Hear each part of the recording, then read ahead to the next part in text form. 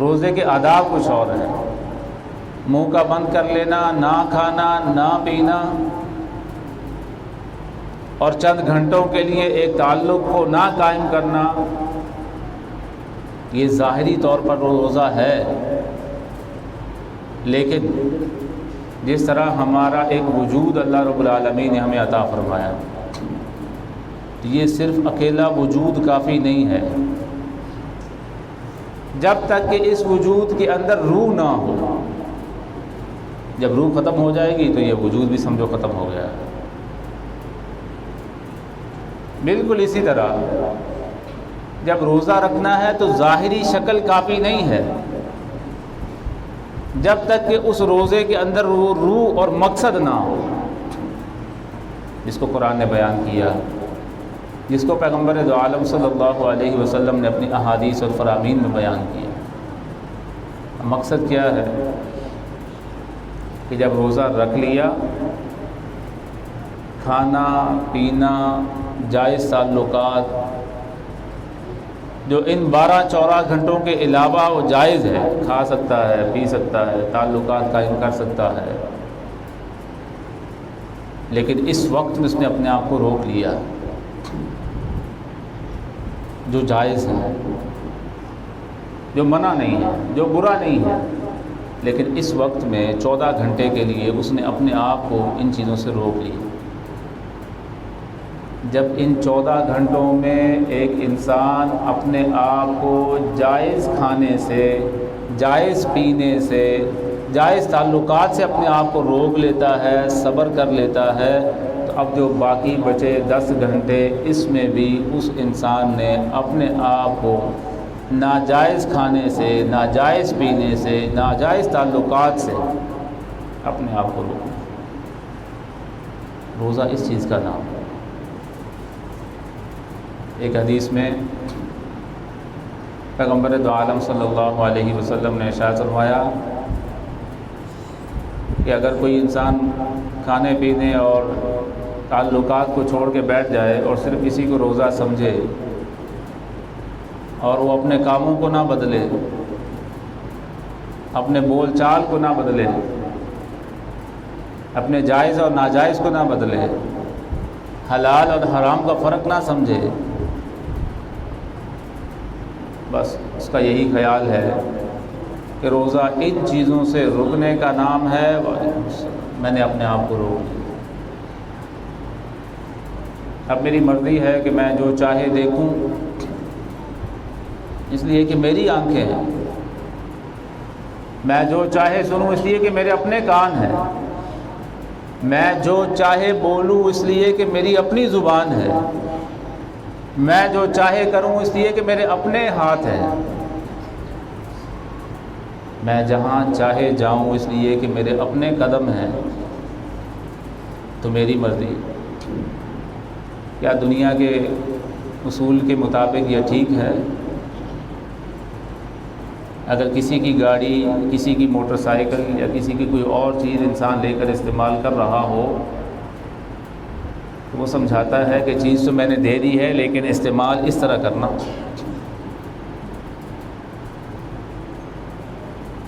اس کا غلط استعمال نہ کرنا، اس کا نقصان نہ کرنا، اس کو خراب مت کرنا. دے تو میں نے دی ہے، میں نے تمہارے اوپر احسان کیا اور اب میں نے اپنی گاڑی دے دی، تو اب اس کو تھوڑی دیر کے لیے ملی ہے وہ گاڑی، اس کو واپس کرنی ہے. اب اگر اس کا کوئی نقصان کر دے تو اس کا ذمہ دار کون ہوگا؟ ظاہر سی بات ہے کہ جس نے دی ہے وہ اس سے پوچھے گا کہ میں نے تجھے صحیح سلامت دی تھی، یہ نقصان کہاں سے کر کے لائے، اس کا ذمہ دار کون؟ ہمیں جو اللہ نے آنکھیں دی، زبان دی، کان دیے، ہاتھ دیے، پاؤں دیے، یہ تھوڑے سے وقت کے اختیار کے لیے دیے.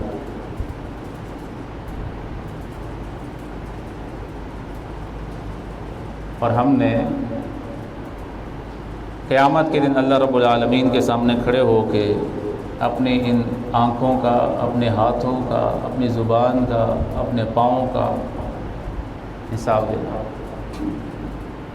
کہ اللہ تو نے دیے تھے، میں نے یہ استعمال کیا.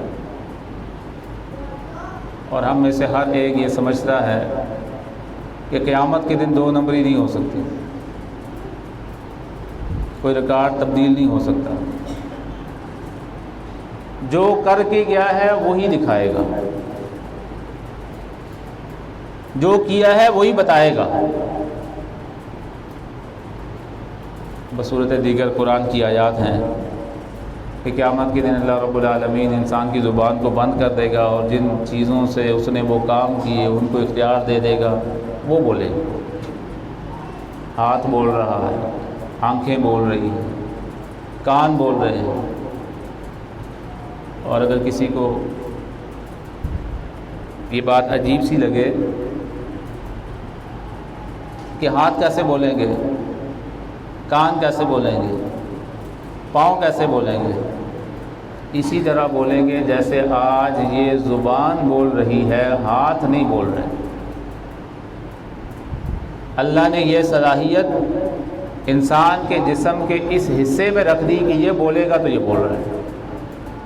وہ بھی گوشت کا ایک ٹکڑا ہے نا، جس طرح ہاتھ گوشت کا ایک ٹکڑا ہے، کان گوشت کا ایک ٹکڑا ہے، لیکن ابھی یہ صلاحیت اللہ رب العالمین نے انسان کی زبان میں رکھی ہے۔ قیامت کے دن یہ صلاحیت زبان سے لے کر ہاتھ، پاؤں، کان اور آنکھوں کو دے دیں۔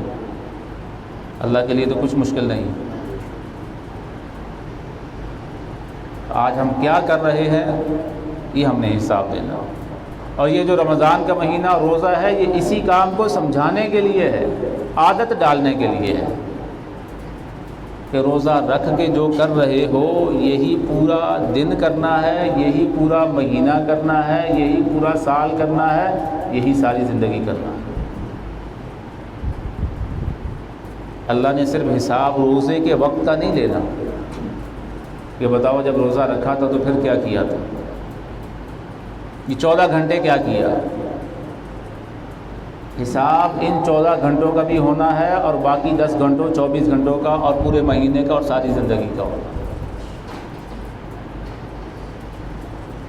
اس لیے ہمیں اپنے آپ کو تیار کرنا، ہمیں اپنی تربیت کرنی، جو روزے کا مقصد ہے، جو پیغمبر دو عالم صلی اللہ علیہ وسلم نے سکھایا کہ جب روزہ رکھ لیا تو اب زبان بھی سوچ سمجھ کے استعمال کریں۔ کیا یہ بات صحیح ہے، یہ جھوٹ تو نہیں، یہ چغلی تو نہیں، یہ غیبت تو نہیں،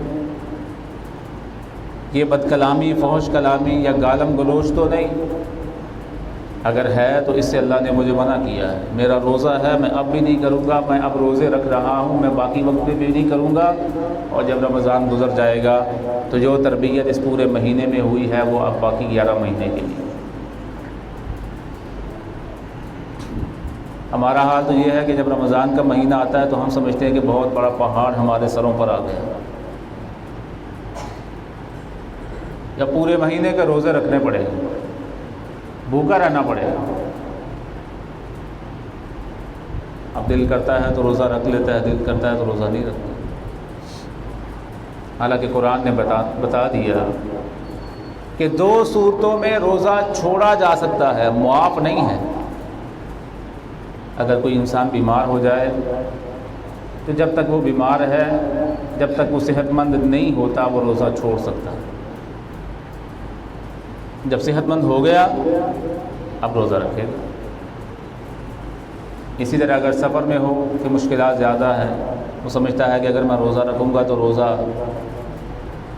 ٹھیک سے نہیں رکھ پاؤں گا یا سفر میں مشکل پیش آئے گی، تو وہ روزہ چھوڑ سکتا ہے۔ اور جب سفر ختم ہو جائے، جہاں پہنچنا ہے پہنچ جائے، اب وہ روزہ رکھے گا۔ اب بیماری میں اور سفر میں جتنے دن کا روزہ چھوڑا ہے وہ گنتی اس نے بعد میں رمضان کے مہینے کے مکمل ہونے کے بعد پوری کر دی، معافی اس میں نہیں ہے کہ روزہ اس لیے چھوڑا کہ سفر میں تھا یا بیماری میں تھا تو اب روزے چونکہ اس لیے چھوڑے تھے اب رکھنے ضروری نہیں ہے۔ روزے تب بھی رکھنے ہیں، معافی کسی صورت میں نہیں ہے۔ تو ایک پہاڑ نظر آتا ہے، حالانکہ یہ اللہ رب العالمین کا انعام ہے، احسان ہے، فضل ہے کہ اس نے 12 مہینوں میں 1 مہینے کے روزے ہمارے اوپر فرض کیے، اور پھر اللہ نے ایک احسان اور کر دیا، پیغمبر دو عالم صلی اللہ علیہ وسلم کی امت پر کہ پہلی امتوں میں جو روزہ فرض ہوتا تھا وہ پورے دن کا روزہ ہوتا تھا، 24 گھنٹے کا روزہ ہوتا تھا، دن میں ایک بار کھانا ہے، وہی کھانا افطار بھی ہے، وہی کھانا سحری بھی ہے۔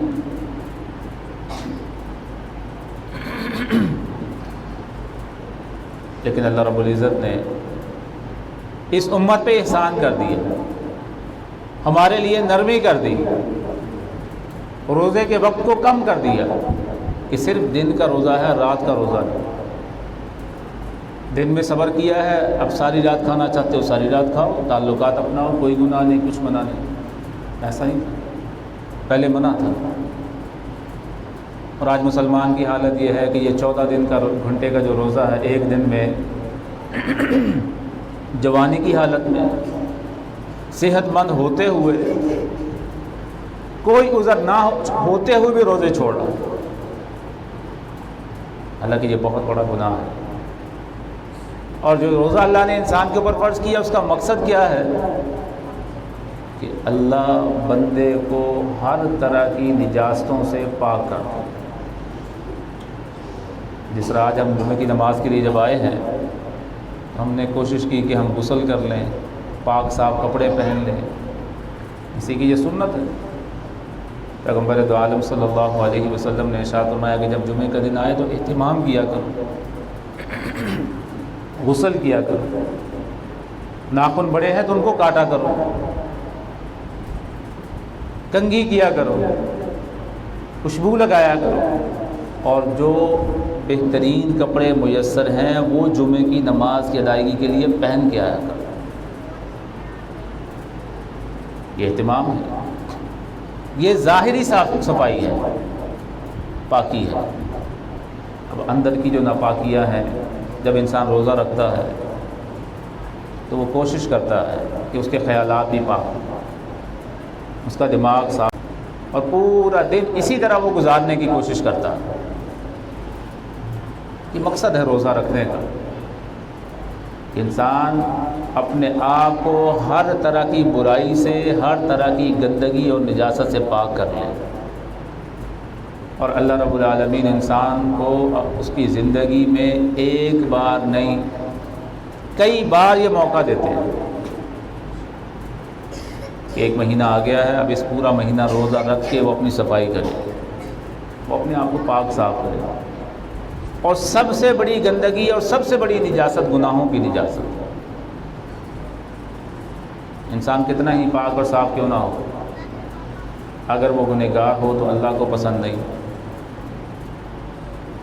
اگر وہ گنہگار ہے تو اللہ کے رسول کو پسند نہیں، اور اگر اس کے گناہ کا انسانوں کو پتہ چل جائے تو انسانوں کو بھی پسند نہیں۔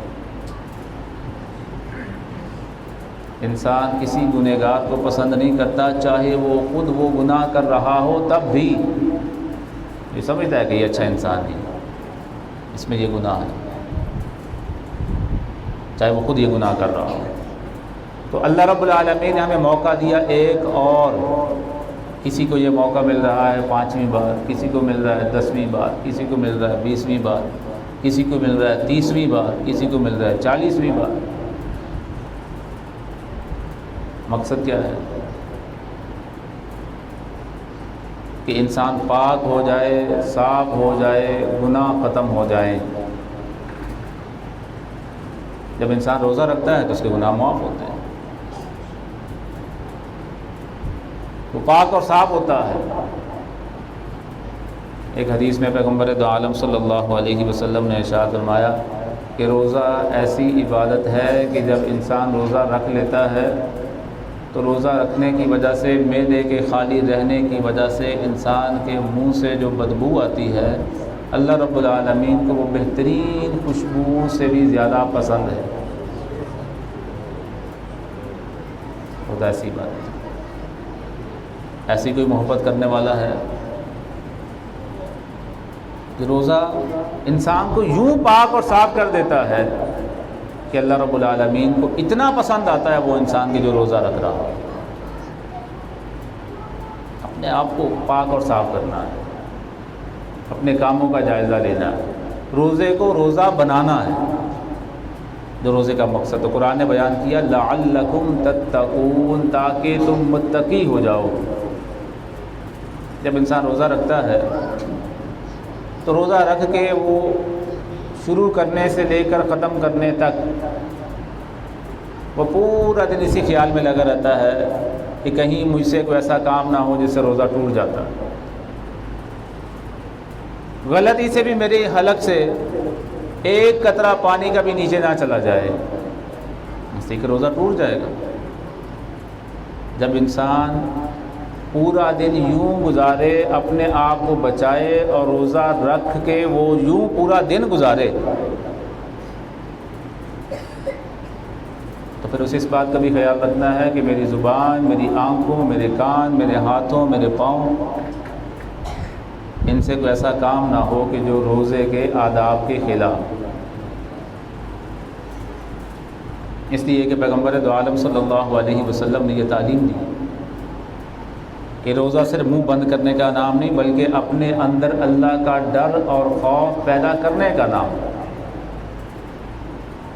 اور مقصد قرآن نے یہ بتایا کہ تم متقی ہو جاؤ، تم ڈرنے والے بن جاؤ۔ جب انسان ڈرنا شروع کر دیتا ہے اللہ سے، وہ دن ہو یا رات، وہ لوگوں میں موجود ہو یا تنہائی میں، وہ چھوٹی عمر میں ہے یا بڑی عمر میں، وہ مرد ہو یا عورت، وہ اس کام سے بچ جاتا ہے۔ جیسے یہ بیماری آئی، ایک ڈر پیدا ہو گیا۔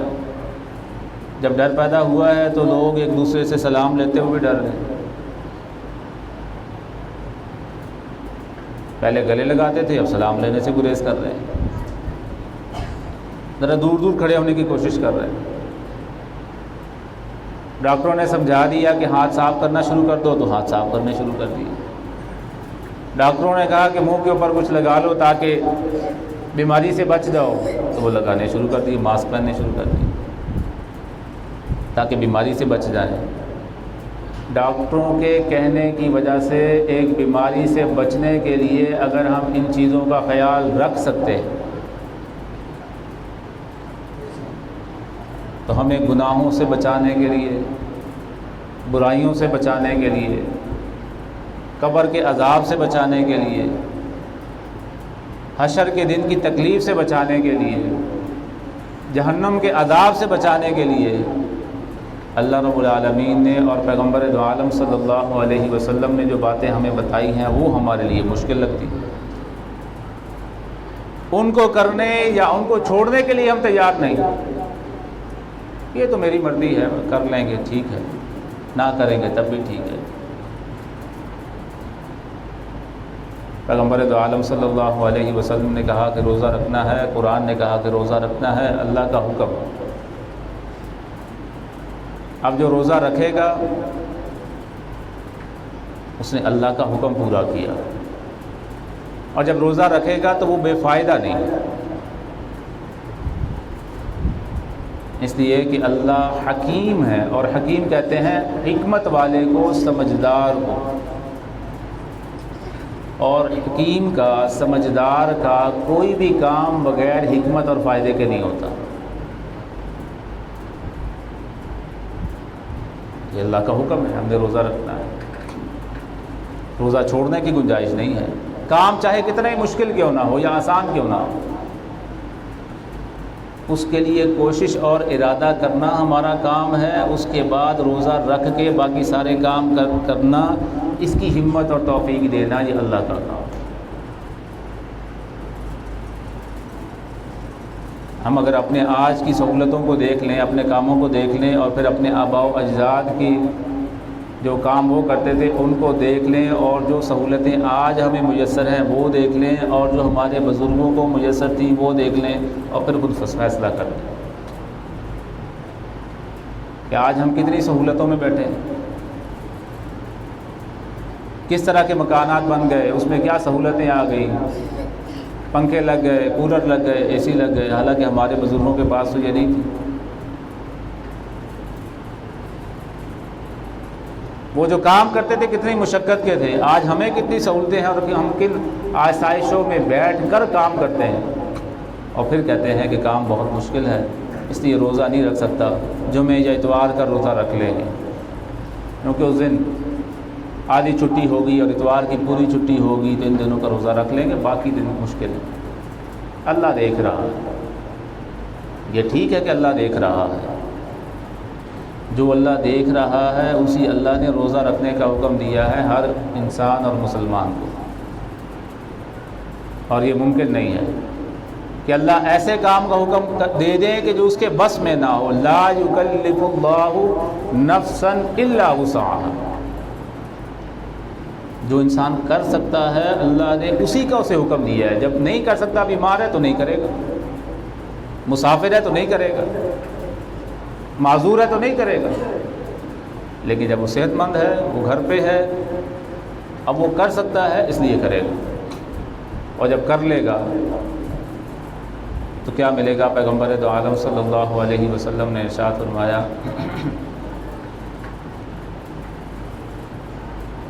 انسان چاہتا ہے کہ اسے دنیا کے کچھ فائدے مل جائیں، اس لیے بہت سارے کام کرتا ہے، محنت کرتا ہے پورا دن اور پورا مہینہ، پھر اسے کیا ملتا ہے؟ پیسے ملتے ہیں، تنخواہ ملتی ہے، اجرت ملتی ہے، کچھ فائدے ملتے ہیں، تب وہ کام کرتا ہے۔ جب انسان روزہ رکھتا ہے تو اسے کیا ملے گا؟ بہت ساری احادیث ہیں، لیکن ان میں سے ایک حدیث، پیغمبر دو عالم صلی اللہ علیہ وسلم نے ارشاد فرمایا کہ الصوم لی، اللہ کہتے ہیں الصوم لی،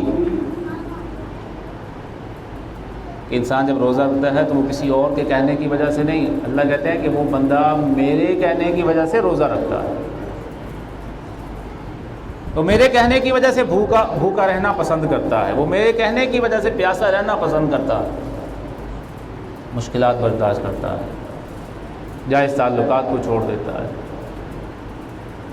جب وہ اتنا کچھ کر رہا ہے تو کیا میں اسے کچھ نہ دوں؟ وہ اپنی جائز چیزیں چھوڑ رہا ہے میرے کہنے کی وجہ سے۔ اللہ کہتے ہیں الصوم لی وانا اجزی بہ، جو روزہ رکھتا ہے اس کو بدلے میں ملوں گا۔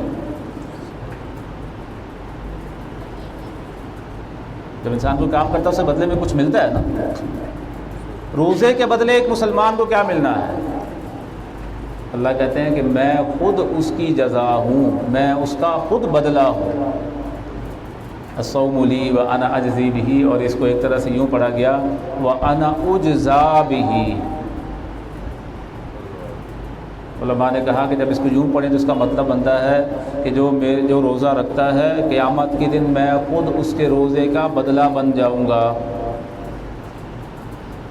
جیسے ہی ہے، جیسے ایک حدیث میں پیغمبر دو عالم صلی اللہ علیہ وسلم نے ارشاد فرمایا کہ جب انسان اللہ کے حکم کے مطابق زندگی گزارنا شروع کرتا ہے،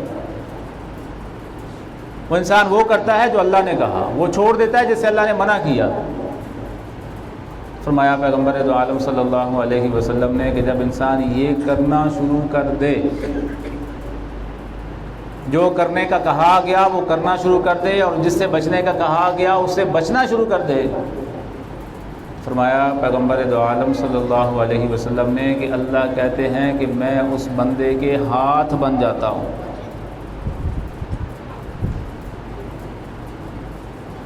میں اس بندے کے پاؤں بن جاتا ہوں، میں اس بندے کی زبان بن جاتا ہوں۔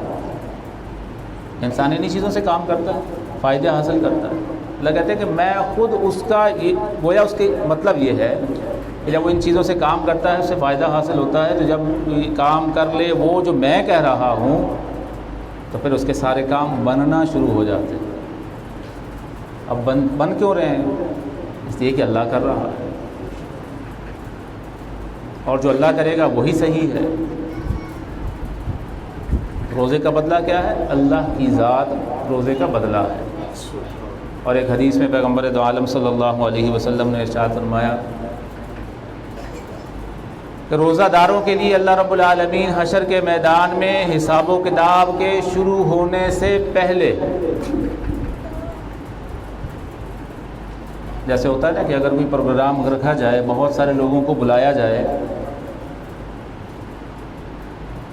تو جب لوگ اکٹھے ہونا شروع ہو جائیں تو کچھ لوگوں کے لیے الگ نشستیں ہوتی ہیں،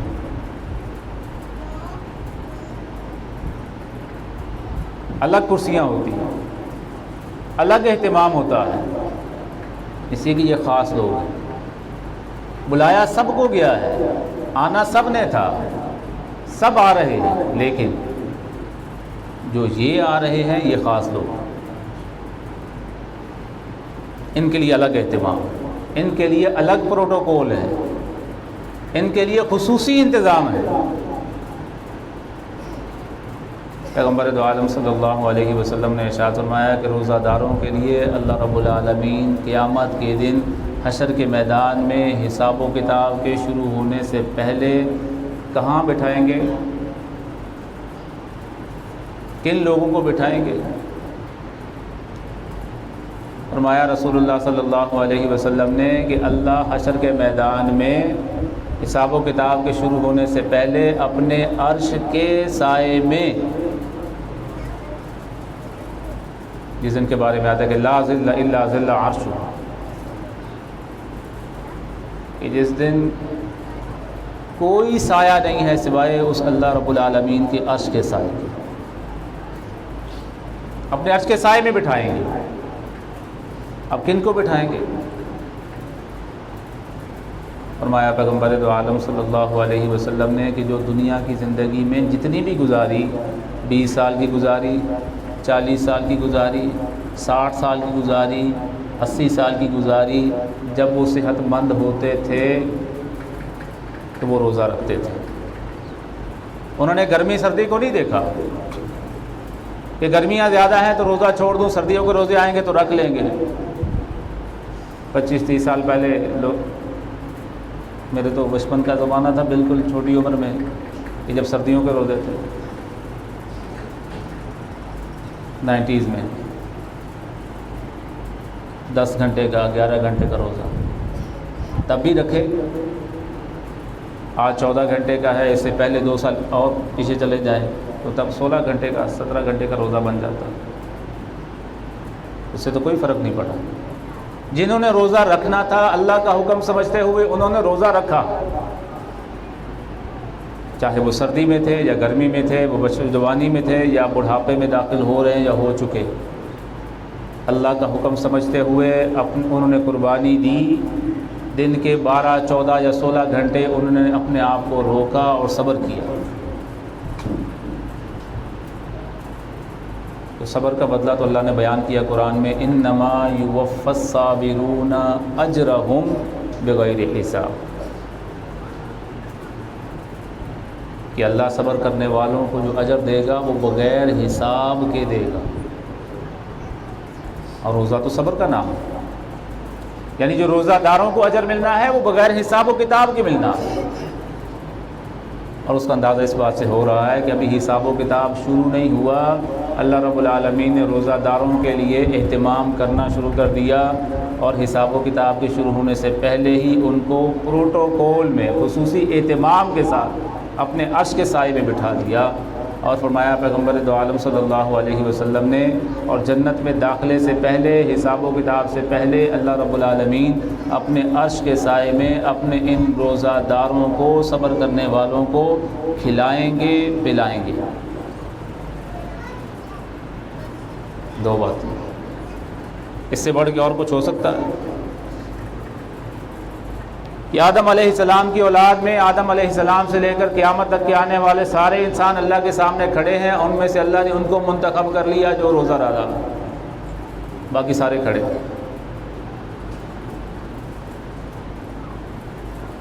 اور پھر اس سے بڑھ کے جو فرمایا کہ روزہ میرے لیے ہے اور میں اس کا بدلہ ہوں. اب اس سے زیادہ اور کیا چاہیے ایک انسان؟ کہ میں 1 مہینہ صرف اپنے کھانے پینے کی روٹین کو تھوڑا تبدیل کر لوں. بس 8 بجے کھاتا ہوں تو 4 بجے کھا لوں، 3 بجے کھاتا ہوں تو 6 بجے کھا لوں، یا رات کا کھانا ہم 8 بجے کھاتے ہیں، 7 بجے کھاتے ہیں تو ہم 6 بجے 6:30 بجے کھا رہے ہیں. اور کیا ہے؟ صرف اتنی سی مشقت، اتنے سے صبر پہ اللہ رب العالمین کو ہم نے راضی کرنا ہے. اور اللہ نے پھر کیسا راضی ہونا ہے؟ کہ بدلے میں ہمیں اپنی ذات ہی اللہ نے دے دی. آج ہم روزہ رکھ رہے ہیں، 3-4 روزے ہو گئے، پہلا عشرہ گزر رہا ہے جس کے بارے میں پیغمبر دو عالم صلی اللہ علیہ وسلم نے ارشاد فرمایا کہ 3 عشرے، پہلا عشرہ رحمت کا عشرہ، ہمیں اللہ کی رحمت کا اللہ سے سوال کرنا ہے، اور اس کا بہترین طریقہ یہ ہے کہ اللہ کا جو جو حکم ہے اس کو پورا کرتے جائیں، اللہ ہمیں اپنی رحمت نازل کرتا جائے گا۔ اور اب اس مہینے میں باقی سارے کاموں کے ساتھ ساتھ جو نماز ہے، روزہ، جو زکوٰۃ ہے، باقی چیزیں ہیں، ان کے ساتھ ایک روزہ۔ تو اب ارادہ کریں کہ جو رکھ رہے ہیں وہ پورے اہتمام کے ساتھ رکھیں گے، آداب کے ساتھ رکھیں گے، اور اگر کوئی سستی کر رہا ہے تو آج کے بعد وہ سستی کو چھوڑ کے اللہ کو راضی کرنے کی کوشش کرے گا، اور پھر جو وہ برکتیں اپنی زندگی میں دیکھے گا اس کا دعویٰ وہ اپنی آنکھوں سے کرے گا۔ یہ ممکن نہیں ہے کہ اللہ کے حکم پہ عمل کیا جائے اور برکتیں ہمیں نظر نہ آئیں۔ اس لیے ارادہ کریں کہ ہم سب روزہ رکھیں گے، اہتمام کے ساتھ رکھیں گے، جو سستی کر رہے ہیں ہم یا ہمارے گھر والے، ہم ان کو سمجھائیں گے، اس لیے کہ ان کا بھی ایک ذمہ داری ہمارے اوپر ہے کہ ہمارے گھر والوں میں اگر کوئی روزہ چھوڑا تو اس کو سمجھائیں۔ یہ اللہ کا بہت بڑا حکم ہے، یہ اللہ کا کتنا فضل اور احسان ہے۔ کتنے لوگ اس رمضان کے آنے سے پہلے اپنی قبروں میں چلے گئے، اللہ نے ہمیں ایک اور موقع دے دیا کہ ہم روزہ رکھ کے اپنے گناہوں کو معاف کروا لیں، اللہ کو راضی کر لیں اور اپنے لیے جنت کا سامان کر لیں۔